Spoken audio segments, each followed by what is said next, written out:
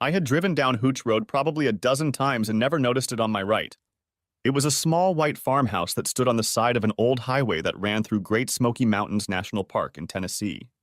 This road had several sections, including the old Cataloochee Turnpike, but in my grandfather's younger days it was simply Hooch Road, a winding dirt racetrack through the Carolina Mountains that served as the basis for today's NASCAR culture. Moonshiners.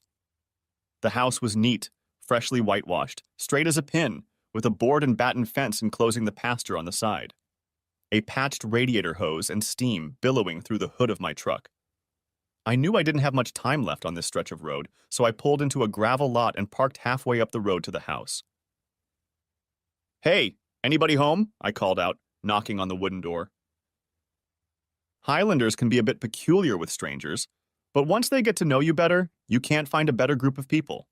Nevertheless, just in case, I kept my distance on the porch. After a few moments, a face hidden from view by an upstairs window responded. "Yes.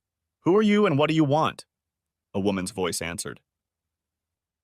"Yes, ma'am. My name is Joshua Sutton from Waynesville, and I was hoping I could fix my truck and get some water from you.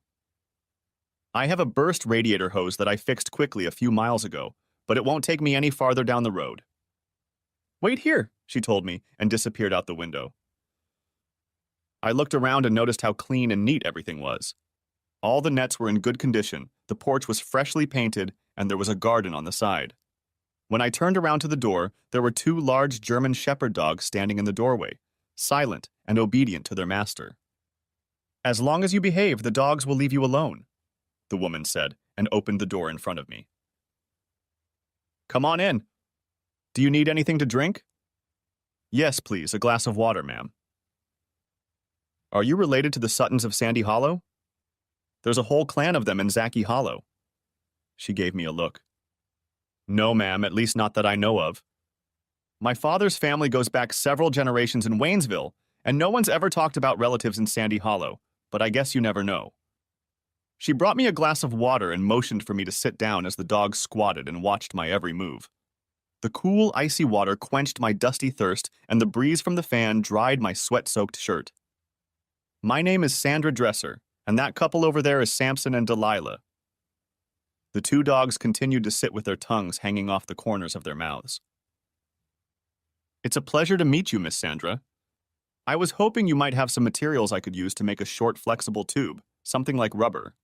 I noticed a collection of old cars over there in the pasture." "Oh, hell, you can have whatever you need if it'll do you any good." "I appreciate that, Sandra," I replied and got up from the table, slowly so as not to scare the dogs away. It didn't help, and both dogs got on all fours before Sandra uttered the sit command. They both went back to squatting. She walked out the door with me and the two dogs, and I admired her attractive figure as she walked down the porch.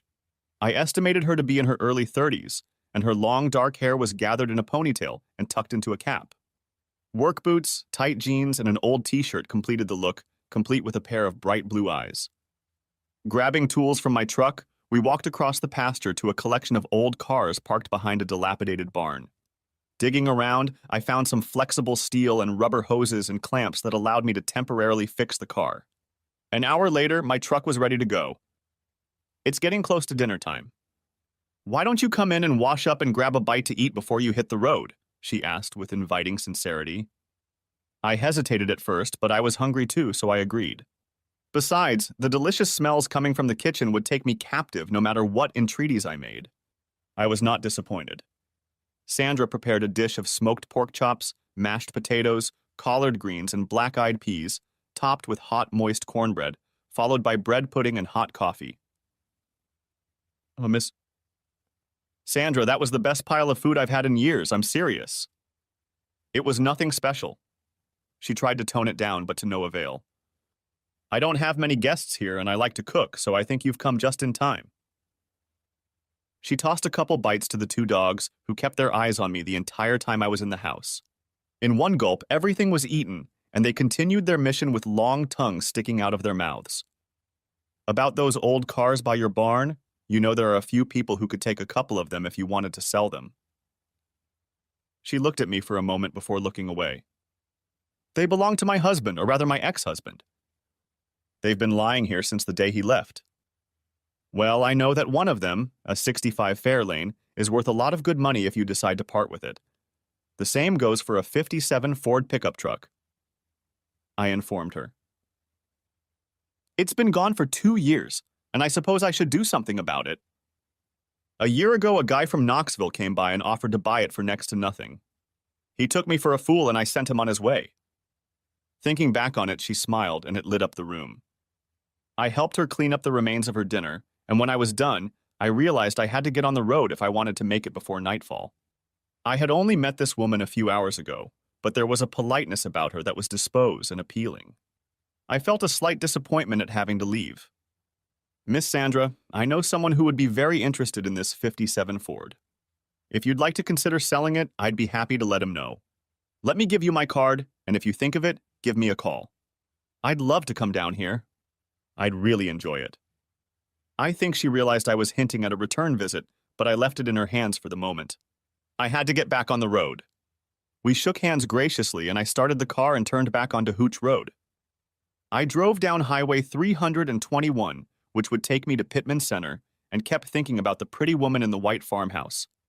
She told me that her ex left 2 years ago. That's about the same time I gained ex status, and not a day seems to go by that I don't think about how bad things were and how damn good I had it back then.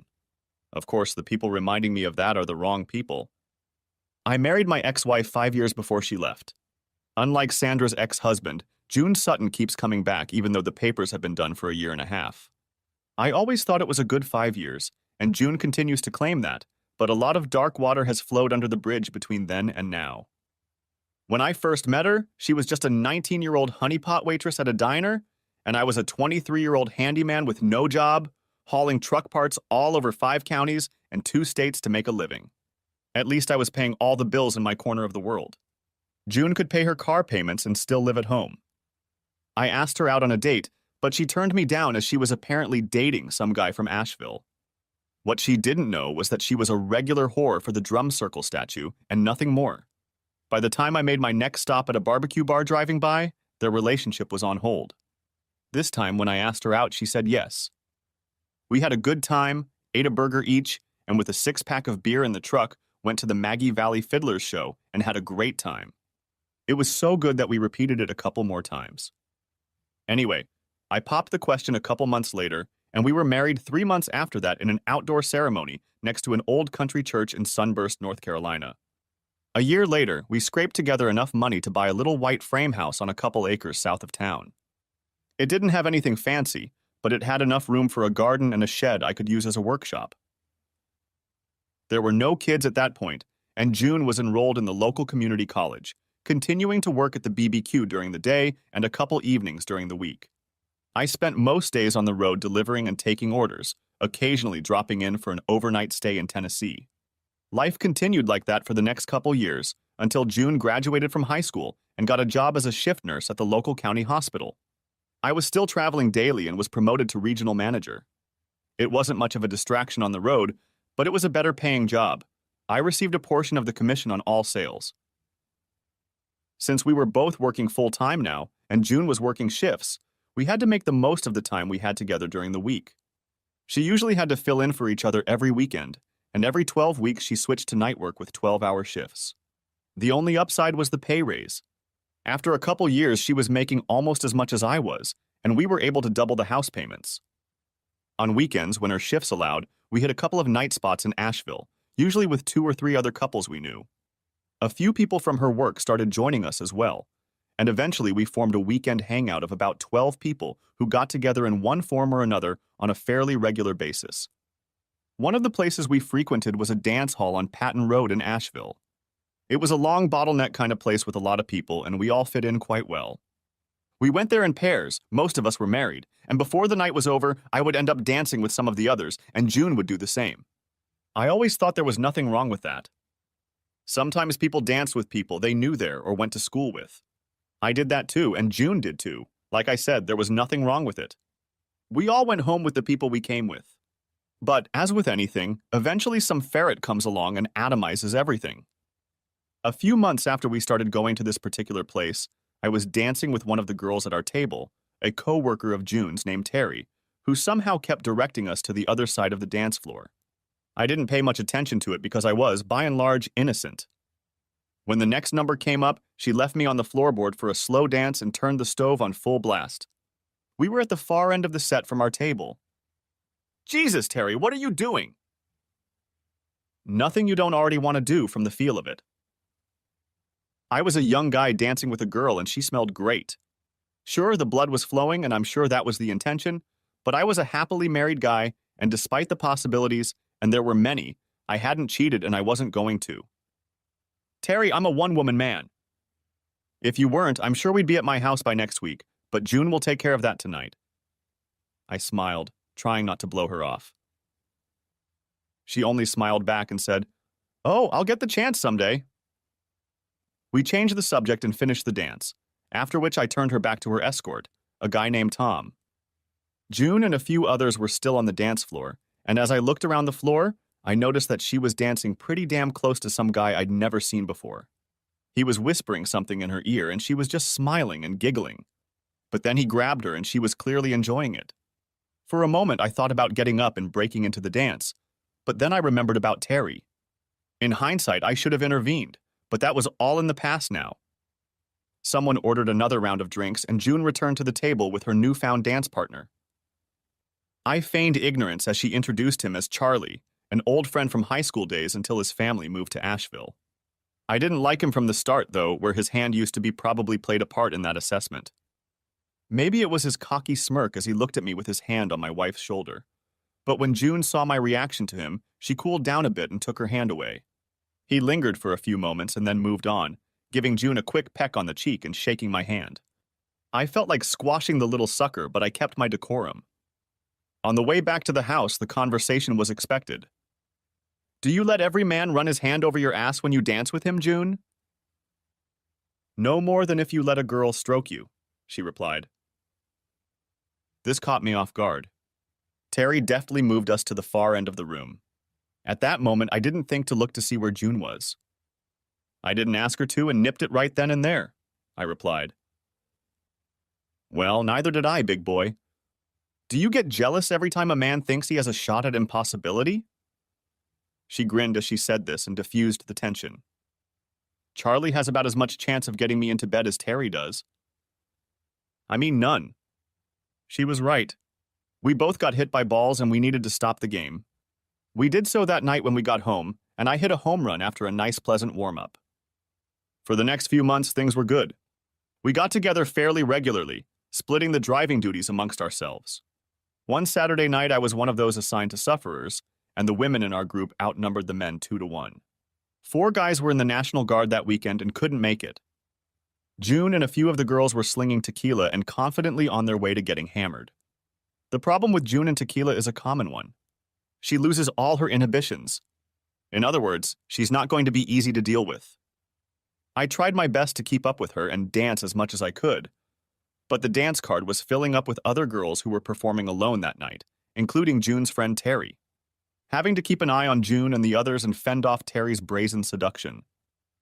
"She went outside with the other girls to get some air, Josh." "She's in good hands," Terry whispered in my ear. Nevertheless, when the dance was over, I returned to the patio where the smokers were getting rid of their habits and puffing themselves silly. June and her friends continued to laugh merrily, so I left them alone and returned to the table. Most of the party was on the floor, so I hooked up with Terry and another girl they were working with. They were both seriously tipsy, and the other girl was just plain drunk off her ass. "So, Josh, June told us that you have a big," said the drunkenly drunk girl. All I could do was laugh out loud. She was mouthing every word slurred, and all I could see on Terry's face was a goofy grin. Then she inadvertently said something that quickly brought everything back to normal.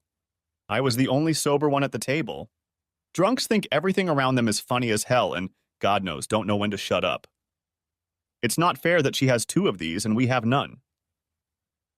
They both thought it was funny as hell and giggled until Terry realized the importance of what was being said. I realized what was said by the way the words were coming out of that little shit's mouth. I ignored Terry. "Who else has one that big?" I asked. "Charlie's." "Oops. I wasn't supposed to say that, was I?" She mewled, struggling to get the words out after Terry threw her an angry look.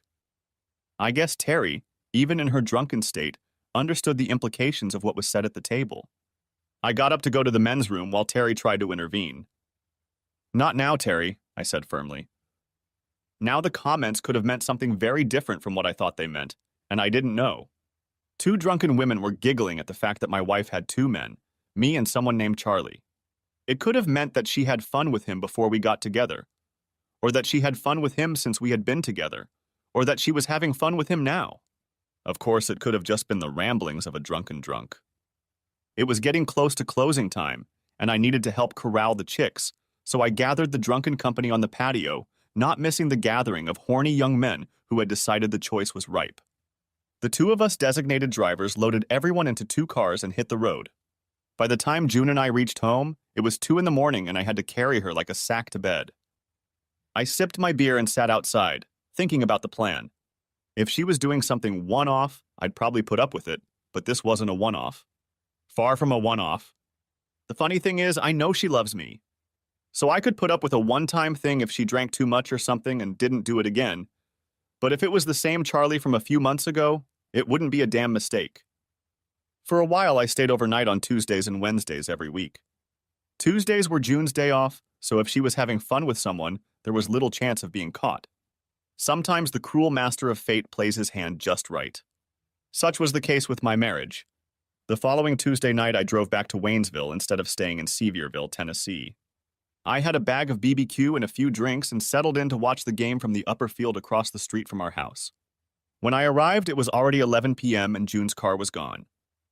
I called her in the evening as usual and let her know I would be back late that night. She planned to stay home, watch TV, and maybe call her sister or someone before bed. Apparently, she ran to the payphone to do that. So I just sat leaning back in the truck with the window down, the radio on for the ball game, and the interior light off. About 12:30 p.m., two sets of headlights drove down the road on the Waynesville side, slowed down, and turned into the yard. June's car stayed in its usual spot, and the other car parked right behind it. I didn't have to guess who it was, Charlie's dance floor nemesis. That damn shoeshine man even had the nerve to wear a cowboy hat. Everything happened as usual. The bedroom light came on, followed by the soft glow of the nightlights we'd placed by the bed. I was tempted to go home, but it wasn't time yet. I sat there angry at her, at the world, and if I had criminal intentions, I would have shot the bastard. But I know what prison is like, even if it's just the local county lockup. I sat there until 2 o'clock in the morning when the lights came back on, and a few minutes later, her lover came out of the front door, turned around, kissed her, and shook his fist at her and walked to his car, while June scolded him to be quiet. Like I said, if I'd been a murderer, Charlie would be rotting on worm food right now. Instead, I started the car and, headlights off, pulled onto the road and headed back to Waynesville. For the next 2 weeks, I repeated these attempts with the same results, and the following week I decided it was time to call it a day. This time they got home a little early, and as the bedroom light came on, I crossed the road, stopped at his car, and flattened all 4 tires and one of June's tires. I didn't need money leaving the account beyond what was necessary. By the time I got to the back of the house, the nightlights were on, and the bedroom window was up to allow cool air to circulate in the house. I entered the house through the back door, and after turning on the video on my phone, I slowly walked back to the bedroom. I turned on the lights, and the surprised expressions on their faces were priceless. "This looks like a hell of an attempt at the unthinkable to me," I told them both. He was stumbling around, not realizing what was going on. June was just in shock at being discovered and was crying hard. I tapped the S&W pistol in the clip on my belt and ordered him to get out of here. He grabbed his clothes and sprinted past me, saving what he thought was his life. I heard the door close behind him and turned to June just as he screamed. "Jesus, my car!" He discovered flat tires. Whatever or wherever he went, he didn't go back to the house. "Josh, please let me explain. I know there's a book of explanations for every asshole in this situation, but when they get to the last page, it has the words, 'Holy shit,' painted on it." "June, shut the hell up and listen to me!" "Tell me how long. I only need one number. Tell me how many times have you had fun with this asshole?" "Josh, please hear me out," she cried. "One number? How many times?" "How many goddamn times? I'll ask you again if it doesn't go into your stupid head." "Just once, I swear." She cried again. Jesus, what a goddamn relief, I said, leaving the bedroom and heading back to the kitchen for a cold beer. The land shark bottomed out smoothly as I stood looking at her wrapped in an old pink robe. I finished my beer and opened another before heading outside. Peckerwood was nowhere to be seen, and the moonlight reflected off the hood of his car with 4 flat tires. I grinned to myself, proud of my manly stance. I'd already cried it all out a couple weeks ago. Now all that was left was to get down to business. I drove my truck out of the field across the street and parked it behind the house before thinking of another option. I had a hard hitch for hauling cargo in the barn, and I strapped the bastard's car to the hitch and set off on the 5-mile trek to Waynesville. About a mile and a half down the road, I passed him with the car on all 4 wheels, flat to the rims behind me. Upon reaching Waynesville near the Salvation Army store, I left his car in the parking lot and headed home. June was sitting at the kitchen table when I walked in. Joshua, can we talk about this, please? I looked at her and simply said, not today, and took the remaining 6 bottles and went into my store. It's a man cave for mechanics, and in the attic I've put together a pretty decent place to rest. With Mars Hotel playing in the background, I finished the remaining beer and fell asleep. The next day, I called and let my boss know I had some problems on the home front and went to the house to deal with the whore. June, you need to move out and stay with your sister. You're the one who messed this up. Surprisingly, she didn't argue. Maybe, she thought, saying it was just a one-time thing helped her. After the 2 of them changed the flat tire, her sister came over and helped load a bunch of stuff into both cars. Before they left, the sister Anne came out to the store to talk to me. I had always liked her, and I didn't hold a grudge against her for being a relative. Josh, are you going to take her back? Did you know she was having fun with me? Anne shook her head and brushed away a tear. You 2 were always very good together. I really hate to see it happen. Me too, sister, me too. I hugged her, and the 2 of them drove down the road. The next day, I filed the divorce papers, and all hell broke loose. It started with June, then her parents, her friends, my siblings, and so on and so forth. Everyone thought we could work things out and everything would be fine. It was all a one-time mistake. June, tell everyone the truth, or I'll send out videos and pictures from previous dates to everyone you damn well know. I think she went into shock at the revelation that I knew about the previous dates. Nevertheless, she said something to them because the excuses had changed. Now it was the young people make mistakes all the time excuse, and that we were young and could work things out, maybe have a kid or 2. It was constant, incessant. Eventually, I stopped taking calls unless they were work-related. I told June to take whatever she needed from the house when I was at work. I was going to keep the house and buy out her share. There would be no alimony, and everything we had we put into the house, except for the small pension we each got from work. Basically, it was simple. It was so simple that 6 months later we were officially divorced, though the trying and pleading to be together again never stopped. June used to bug me at a restaurant and hook up at the booth or bar where I was sitting. Her sister Anne would stop by 2 or 3 times a week just to talk and feed me. For a while, I thought she had decided to try it herself, but that wasn't the case. I finally decided to resort to an innovative way to end it all.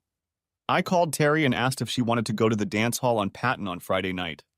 She agreed and ended up spending the entire weekend at my house and in my bed. I underestimated this woman. She completely exhausted me and left me with a smile on my face for the entire week. Of course, one of the reasons I chose Terry, on top of everything else, was that I also knew she wouldn't be able to keep her mouth shut to save her life. You could be sure that she kept a step-by-step account of everything we did just to score points with her work clique, which as far as I knew still included June. It worked out better than I expected. The next weekend came, and on Friday night I went to the dance hall alone. June had apparently switched to day shifts because she was there with several members of the old clique, and lo and behold, there she was with Charlie. I've never understood how women think. I guess it's an occupational hazard of being a man. June, her sister, her parents, and everyone else I could remember, with the exception of a few concerned women with other plans in mind, had been devising ways to convince me to somehow get her back. And yet here she was, with an old nemesis herself.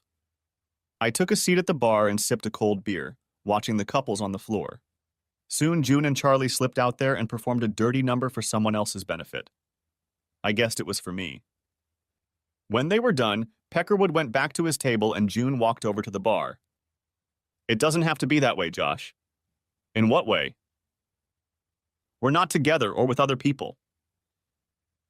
I'm here alone, said I, defiantly looking around. June's throat reddened a little. I'd realized early on in our marriage that this was a sign that she was about to explode, so I interrupted her. I leaned over and whispered in her ear. Listen good, June. I don't care what that monkey does in your house. You've been with him a long time and you can keep squealing with him. I'm sure you know I had a good time with your friend Terry last weekend. She jerked back and slapped me hard and then burst into tears. Peckerwood got up from the table and headed for the bar, but had another thought when I raised my hand at him. See that asshole you're with right now? He froze in place when I gave him a hand up. The only thing he's interested in is having a great night, nothing more. That's all he's ever been interested in, and you gave him what belonged to me over and over again. You took what was special between us and brought that dirty scumbag into our bed, into our lives. So now live with it. I'm moving on. With those words, I finished the rest of my beer and walked out of the house. She ran out after me crying, but I just started my truck and drove off. I ended up at Jack of the Wood, sipping Green Man Ale and watching the hippie girls dancing the dervish. I found out later that June had left with a girlfriend right after me, and according to people in the know, she doesn't go out as much as she used to. I didn't go out with Terry again like June said, although I was tempted. She really was that good. Instead, I plunged back into my work. June and Anne kept coming up to me whenever they could, although I think Anne realized it was a lost cause. The other thing was her parents and mine. My parents continued to invite June to barbecues even when I wasn't around. She was the daughter they never had for them and they didn't want to let her go. I think we all changed some aspects of our lives as a result of the divorce and its aftermath.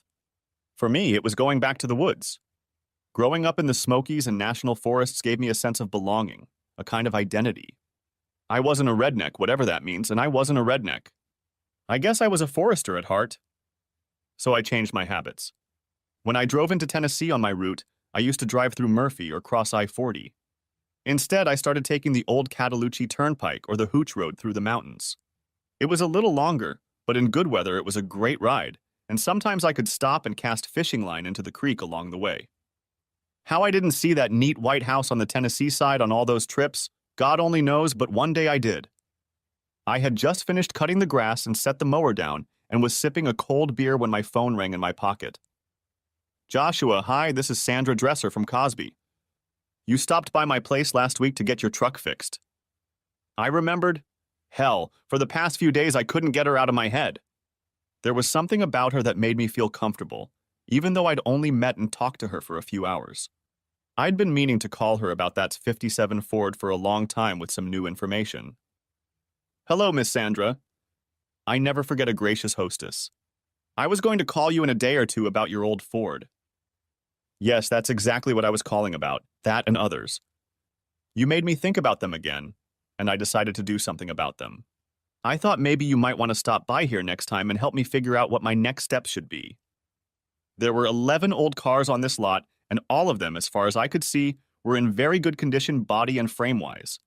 The next steps were simple: appraise them and sell them. She already knew this, so the invitation was personal. I'm going up there next Thursday, but to tell you the truth, I wouldn't mind a ride in the mountains tomorrow, as Sunday promises to be beautiful. I offered this with prayer and hope. 30 minutes later, I was already sitting in the chair of a barber shop in Waynesville, getting a haircut and grabbing a nice Cabernet on the way home. I'm mostly a beer drinker, but I can tell a good red wine from a bad one. At 9 the next morning, I hit the road on a familiar road on a beautiful day. As I crossed Big Creek, fishermen were working both sides of the bridge, and if I hadn't had a date on the way, I would have stopped longer. Just as I pulled up to the spot, a kid was pulling out a nice 1-pound trout that he caught on what looked like a version of a fly. I picked up where I left off and headed back down the road. When I pulled up to Miss Sandra's house, she was standing at the front door talking animatedly with some man, while her 2 dogs squatted and watched her every move. Another man was sitting in another car watching all this while I parked my car and walked up the driveway. The conversation between them grew louder as I got within a few feet of them. Bill told me I could have this 65 in exchange for some work I did for him a couple months ago, for crying out loud, the man said to Sandra. Well, I don't know anything about that, and from what I understand, Bill was done with everything here over 2 years ago, So if he owes you anything, you'll have to deal with him, not me. Wait a minute. He started to answer before I cut in. Good morning, Miss Sandra. Is everything okay in here? She looked at me with a hint of apprehension on her face before answering. Everything is fine, Joshua. This gentleman was just leaving. The man looked at me and I could see the anger in his eyes, but I just smiled and wished him a good day. We watched as he climbed back into his truck and pulled out onto the road, heading back towards Cosby. So what was that all about? I asked. I think my ex-husband is causing me problems. He can't drive onto the property. In fact, he can't even drive down that road in front of the house because there's a restraining order against him. I grinned to myself and said, how convenient. Oh, before I forget, I brought a bottle of wine, a 12 St. Francis Cabernet, if you'd like to put it in the fridge for a bit. She smiled graciously and we returned to the porch with dogs in tow. After the wine was put away, we settled on the porch and talked about inventorying the old cars by the barn. Along with a 57 Ford and a 65 Fairlane, there was a 67 Barracuda, a 69 Olds 442, and a 48 Caddy, along with a half-dozen other unremarkable sedans. It wasn't a bad deposit if she got a fair price for them. I know someone who would pay a pretty decent price for that 57. In the condition it's in now, I think you could get at least $8,000, maybe $10,000 if it's still strong. I told her. Tell them I'm interested, she replied. We chatted some more about the rest of the story, and I arranged to talk to an acquaintance in Sevierville who did a lot of this sort of thing. I thought he might be willing to sell them on commission to ensure a fair price. Once everything was taken care of, I was treated to a culinary treat, fried chicken with all the condiments. After everything was cleaned up and put away, we took a walk through the pasture and into the mountain forest behind her house. It's a beautiful area here, a combination of farmland and mountains, and there is as much greenery as there is anywhere on God's earth. At one point, we stopped along a small babbling brook and stopped to look around. So, Josh, what's your story? Married, single, in a relationship, divorced? You know, where you've been and where you're going? Damn, I didn't know what to say, so I told her the truth, at least the simplified version of it. I told her about catching June with a male dog and how it ruined our marriage. She learned about how she and her sister, her parents, my parents, and all of our friends had tried to get me back with her. I even told her about dating Terry, just to piss June off and try to make her realize that I was trying to move on. I told her that I went out and dated from time to time, but nothing serious. Sandra just smiled as if she was going through the same thing, which, as it turned out, she was to some extent. Josh, okay, I'll tell you mine. I got married right out of high school. Biggest mistake of my life. If I'd thought at the time that life would be great for a few years and then turn to shit almost overnight, I would have bought the first bus ticket out of that void. Anyway, we had a few good years before it all went to shit, which I think is very similar to your experience, although my Peckerwood was delusional. She burst into laughter. That's the funniest thing you could call it, I think, Beckerwood. Bill Dresser, did you ever know him? He's from the south side of Hazelwood, in Balsam, not far from where you are now. I shook my head no. Well, I guess he, like my dad used to say, had a crush on this girl from Cosby who turned out not to be as interesting as he thought. I think they had something a couple times, didn't know he was married, and when she found out I was his wife, dropped him like a hot potato. Jesus, that's funny. She came here one day while Bill was at work and confessed everything, apologizing to me the whole time. We'd known each other since high school, but we'd never revolved in the same circles. Apparently, Bill didn't take no for an answer. The girl went to Texas to stay with her dad in no small part because of Bill's constant harassment. That asshole. I like that term. Went to Texas to stalk her. She called and told me about it, and that's when I put all his stuff on the porch and called him to come and get it before it rained on them. He came back 2 days later, broke into the house when I wasn't there, made a mess, and took his junk back into the house. When I got home that night with Samson and Delilah, I had him in the corner with both dogs while I cleaned up all his crap back on the lawn. My dogs know who Mommy is, really, kids. She rubbed the fur and collar of both dogs as they sat at her feet, sticking their tongues out again and watching me.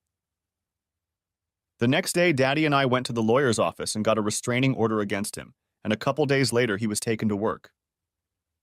The next week, he was back in Texas again and was stalking the poor girl. I still talk to her sometimes. Nice guy, but she's smart enough to tell him where to cut loose.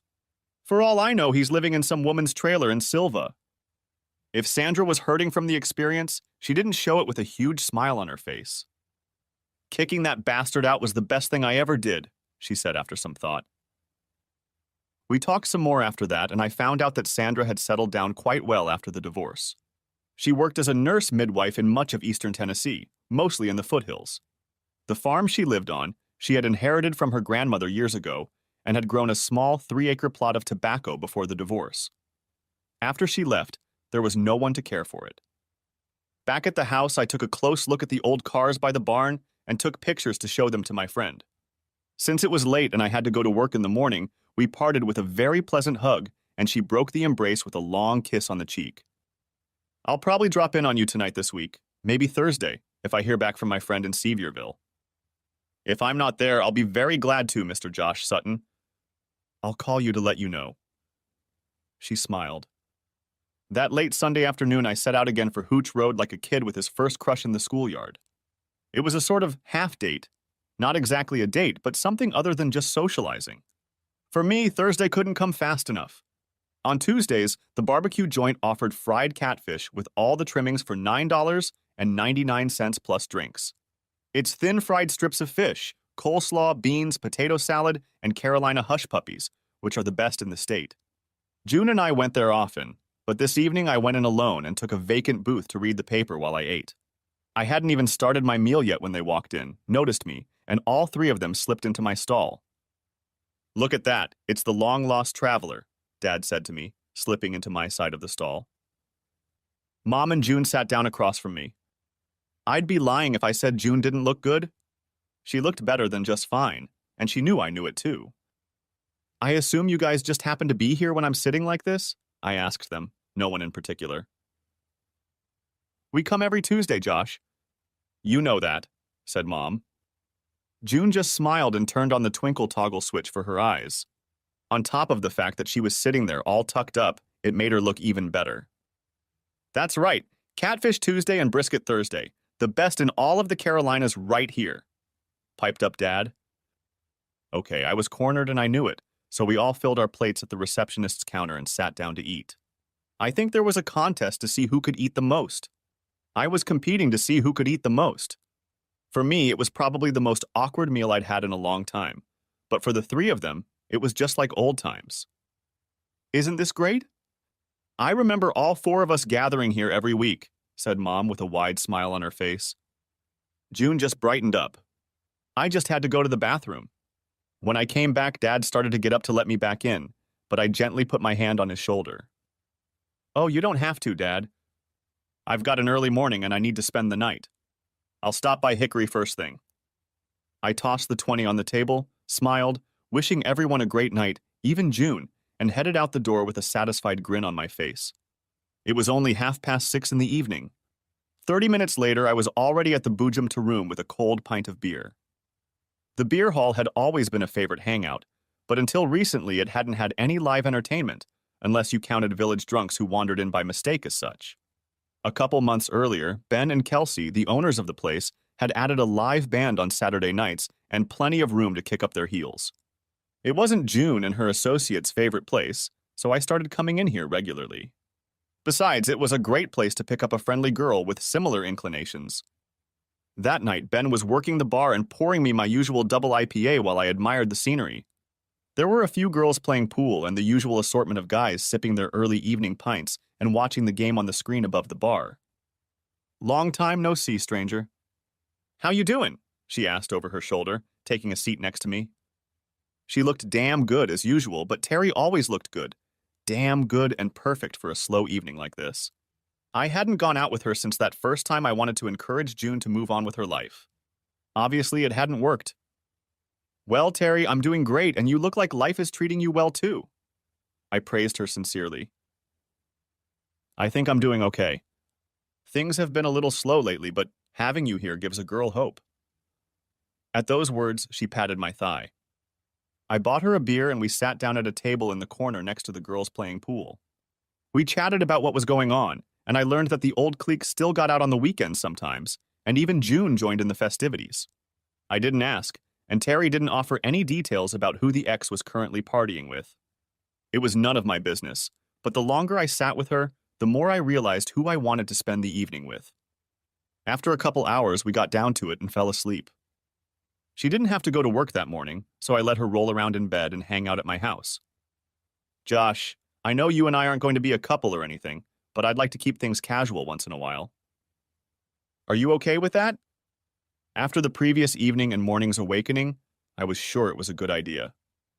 I'm fine with it, as long as neither of us are in a serious relationship.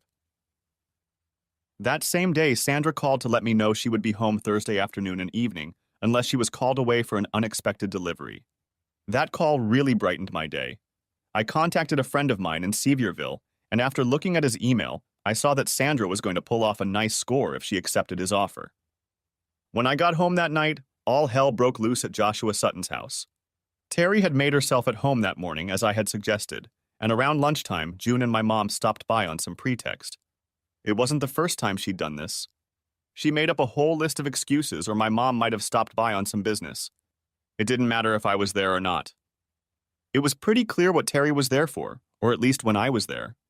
June was confused. I guess she just wasn't prepared for another woman showing up at the house that used to be her home, and the two of them hit it off while my mom tried to intervene. Other than a few strands of hair and smeared makeup, no one was particularly hurt. Someone knocked over a potted plant, but that was pretty much all the physical damage. About a half hour after I got home, they drove into the yard, Mom, Dad, and June.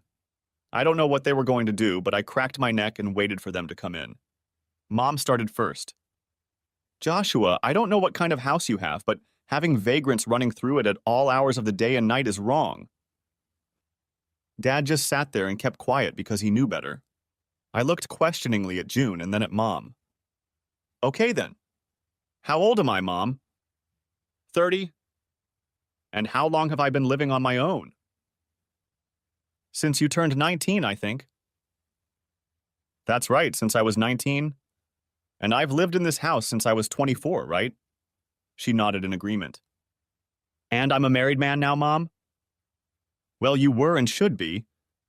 I interrupted her at that. I was, that's true, but now I'm not. Do you see how it works? Now the next question.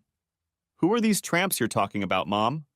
I ask this because as far as I know, there was only one tramp living in this house, and I caught her with her tramp legs spread wide and another man buried deep inside her.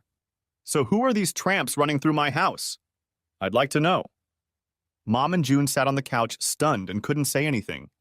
Dad started to mumble something about not talking to Mom like that, but stopped before he buried himself too deep in shit, so I continued.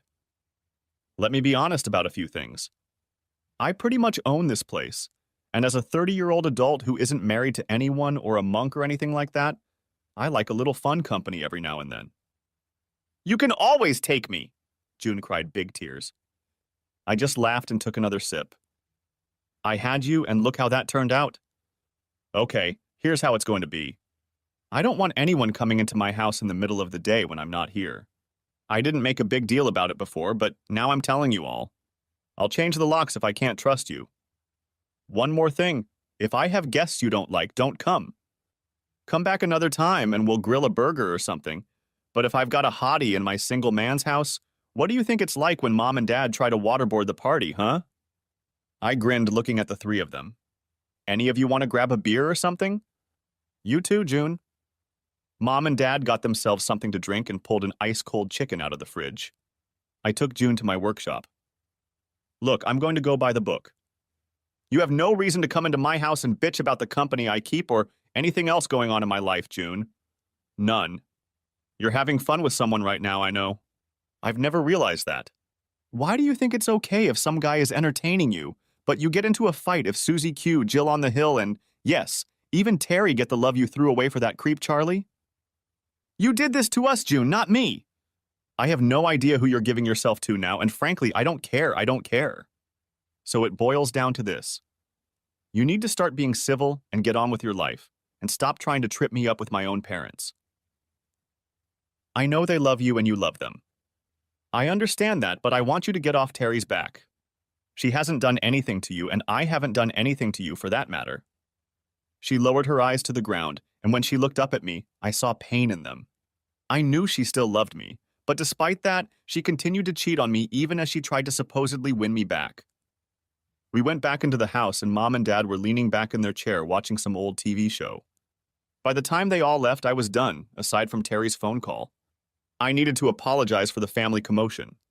The next day, during lunch at the local diner, June Ann's sister sat down in the booth across from me. "Hi, Josh. You're looking good, as always." As I've noted before, I've always liked Anne and appreciated her kindness. I was talking to June this morning, and she told me about this episode, as she put it yesterday. "I think she understands, Josh, I really do. I hate that it ended like this, and you know how I feel. Hell, if you weren't my brother-in-law, and you always will be, I'd stand up for you myself. I'll try to steer her down a different path and see what happens. But like I said, what you talked about must have gotten her hooked because she told me she was going to move on." "That's good to hear, Anne, and I appreciate your support. You know I've always loved her, but I could never accept what she did." "Yeah, she knows that. She's been hung up on that scumbag she's had since you met her, but I think she realizes now that he cost her everything." I just nodded, and we chatted some more before she left to go back to work. I picked up the bill and headed for the mountains to drive to Tennessee. Sandra was tending the garden when I arrived at her place on Thursday, and the dogs, as expected, announced my arrival. It was damn hot that day, and she was dressed accordingly. Very short-cropped jeans and a tight-necked tank top, nothing else. I did my best not to glue my gaze to her very erect nipples showing through the thin fabric. She ran out to meet me and hugged me before we went inside to make a cold drink. "Now my little one's like you." She pointed to the panting dogs lying on the kitchen floor. "I wish they'd tell me that themselves," I joked. She made herself an iced tea and handed me an iced beer. After a few minutes, we went over the details of selling her car collection. A friend of mine in Sevierville had offered to auction them off for an 8% commission with a guaranteed $65,000 per lot. I decided that was a good deal for the condition they were in, and Sandra agreed. Once we were done with that, we settled on the porch, enjoying drinks in the afternoon heat. "Want to go swimming?" she asked with a smirk on her face. "Daddy dug it wider and deeper a couple years ago, and it's a pretty good hole, especially on a day like this." I didn't bring my swim trunks. "You don't need them. There's no one around."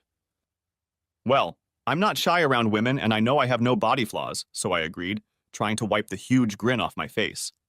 We grabbed a couple beers and towels to head to the backside of the property, and when we got there, Sandra just pulled off her shorts and top, threw them on a branch, and jumped into the pond fed by the creek. I'd be lying if I said I wasn't a little hesitant, but I just shrugged and started pulling off my clothes. When I was as naked as Sandra was, I threw myself into the pond and waded into the water up to my shoulders. Sandra was standing next to me with a wide, happy smile on her face. "I used to come here as a little girl when my grandmother lived here. We'd both jump in the water and take a dip on hot days like this. Great memories. There were a couple of boys who lived down the road who used to spy on us girls until my grandmother asked her dog to stand guard. The closest I ever got to a swimming spot as a kid was when a couple of us would come to Jonathan Creek and jump in the water, but the water there was cold." I laughed, remembering that. I dove under the water and swam for a bit before surfacing next to Sandra. When I surfaced, our faces were only a few centimeters apart, and I looked directly into her moist blue eyes. The next instant, her arms wrapped around my neck. "I like you, Josh Sutton. I really like you." She looked up at me, and I told her, "Miss Sandra, I've had a crush on you like a schoolboy since the first time we met." "Good. You can take me out to eat this evening instead of eating at a restaurant." With those words, we swam some more and pulled ourselves out of the pond. After drying off and reaching home, we headed to Cosby's itself.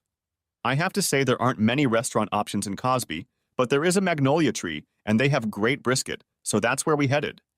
They gave us a nice table out of the way, and I had the best dining experience I've had in a long time, all thanks to the company of the woman I was with.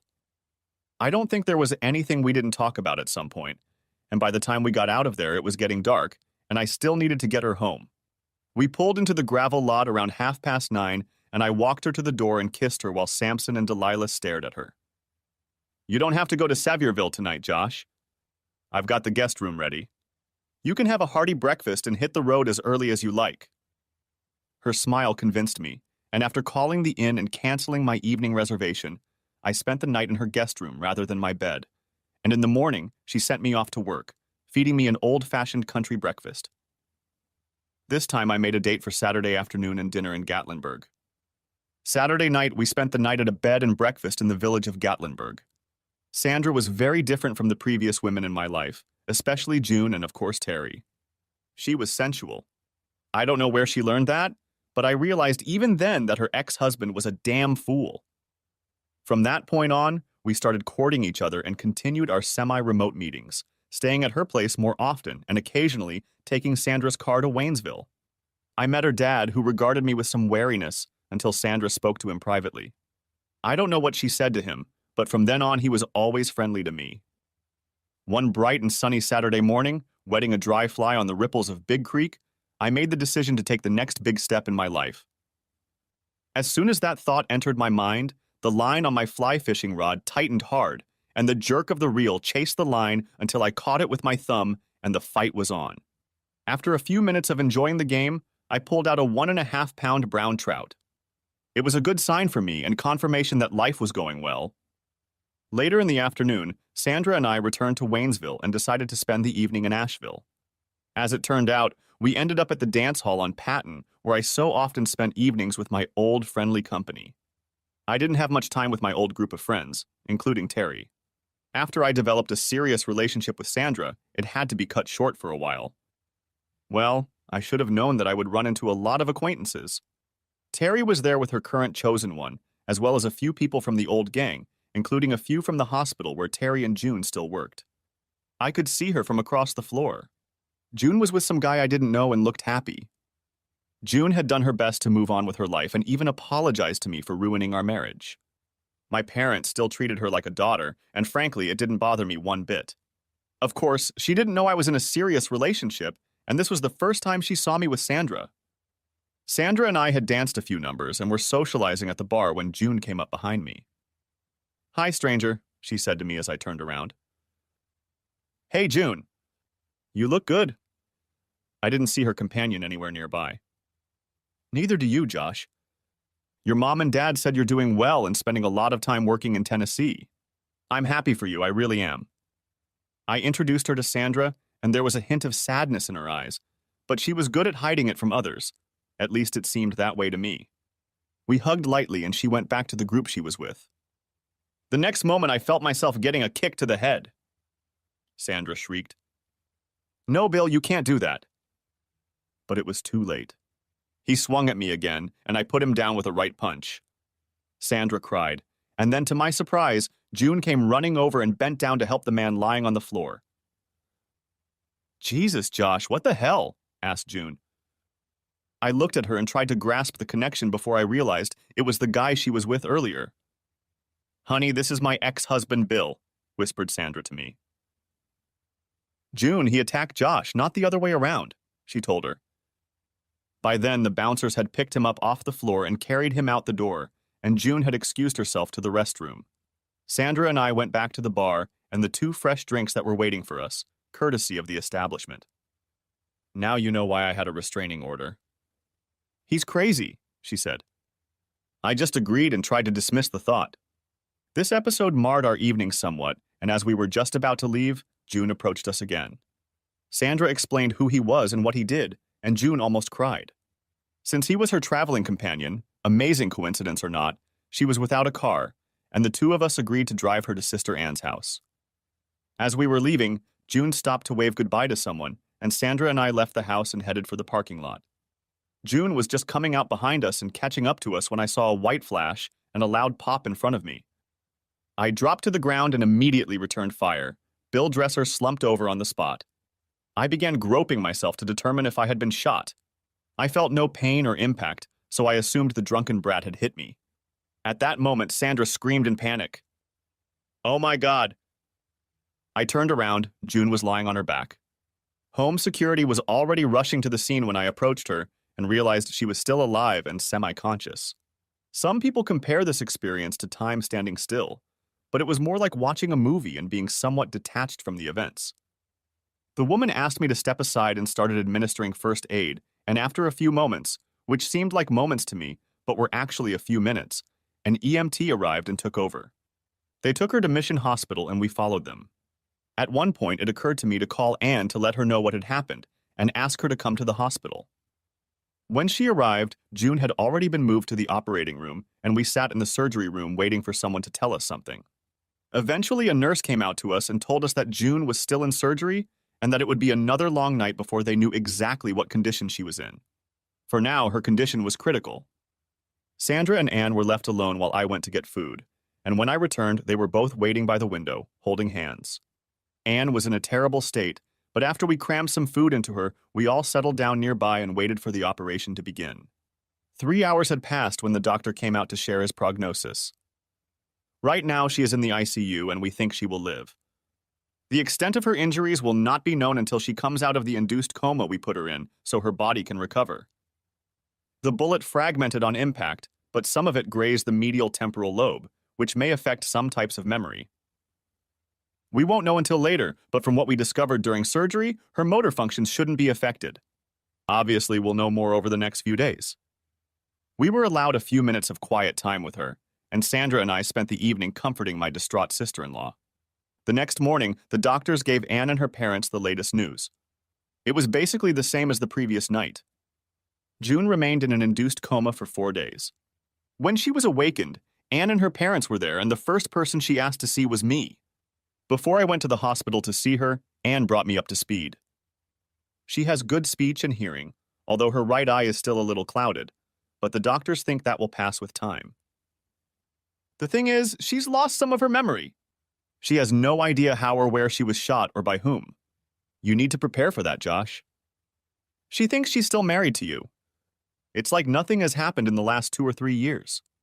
I mean, seriously, she thinks you two were getting ready to have a bunch of kids. And because of this, you're going to have to put it off for a couple months or so. At that point, I didn't know what to think and even considered going to the hospital. But Sandra, in her wisdom, didn't want to listen to anything. She went there with me but stayed downstairs in the hall while I went up to the room. June looked terrible, but she was conscious and resting. Her parents had just gone downstairs, and Anne was sitting on the other side of her. She wasn't wasting any time. Josh, where are my wedding rings? I know I wore them yesterday morning or whenever, before all this happened. Anne only looked at me sadly, as if hoping I could answer as if I was still her husband. I really didn't know what to do. The problem was that I was in love, and the engagement ring was sitting in my bedroom dresser, waiting for an opportunity that I thought was going to materialize a few days ago. June, do you know what date or year it is? I asked her sincerely in a soft voice. Well, it must be July 2012, but my doctor tells me it's not, and I just don't understand it. I shifted my gaze to Anne and asked, You didn't tell her? She just shook her head with tears in her eyes. June, don't worry about your rings right now. It's more important that you get better and hopefully get some of your memory back. I tried to smile, but my concerned expression seemed to get in the way. June wanted to take my hand as I sat up, and I didn't object, though my mind was going into overdrive trying to realize the implications of all of this. We talked about a lot of things, both family and the recovery before her eyes, but I shunned the elephant. Later, in the waiting area, I talked to Anne and June's doctor about the prognosis for her memory. She seemed to be fine with most of her memories. She recognized family and friends, but had difficulty connecting dates and events together. Many things she had no memory of, including her infidelity and our divorce. Is there any chance she'll regain those memories? I asked the doctor. That's always hard to predict. Maybe some person or place will trigger the memories. We'll have to see. I can't tell you how to proceed, Mr. Sutton. All I can say is it's 50 one way or the other. She could stay where she is, or she could take it all back. We just don't know. I thanked the doctor and gave Anne a big hug. I also told her that I had planned to propose to Sandra the night June was shot, but didn't have time. She said that Sandra had already told her that. I guess I wasn't as good at keeping secrets as I thought I was. In fact, I already knew what I was going to do. All that was left was to go downstairs and do it. The twin Can-Am Spyder F3S raced down the gravel surface of the old Hooch Road with the wind in their hair and a mile of dust behind them. As we approached the Big Creek Bridge, we stopped at a rest stop to take a break and wet the fishing line for a chance to catch a big brown trout.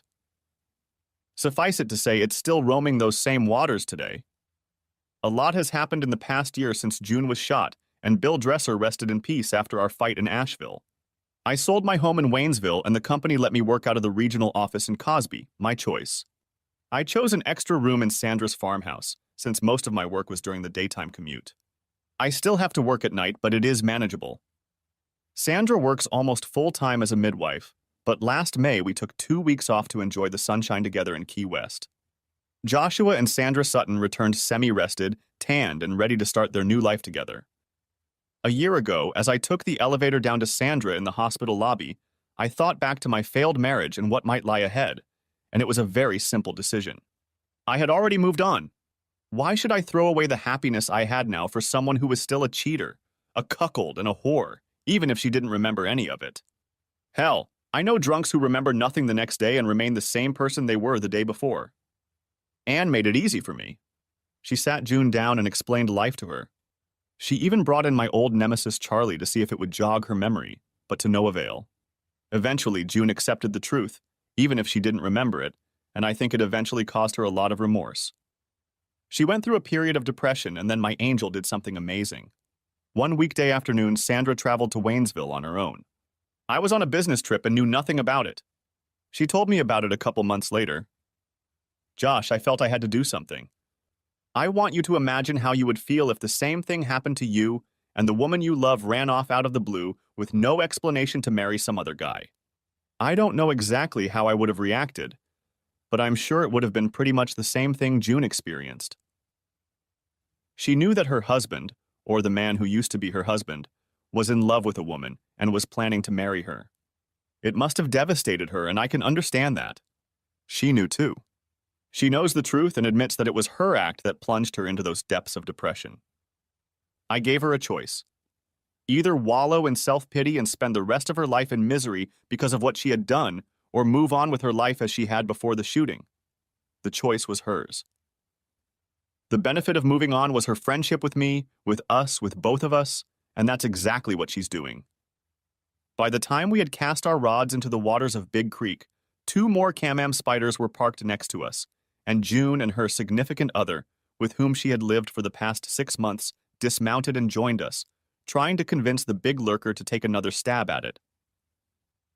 Somehow, after going through all the struggles and turmoil of betrayal, divorce, trying to move on with our lives and finding new love, June and I managed to come out of it all as friends. My parents still love her and often invite her to visit with her new lover. They have come to terms with reality and love Sandra as much as June does. As for me, life is good right now, and the only problem looming on my horizon is how to fit the addition to our family in the back seat of the new 2-seater Can-Am. Sandra told me last night that I'm going to be a daddy. Thanks for watching. I hope you enjoyed it. So subscribe to my channel and watch the next video.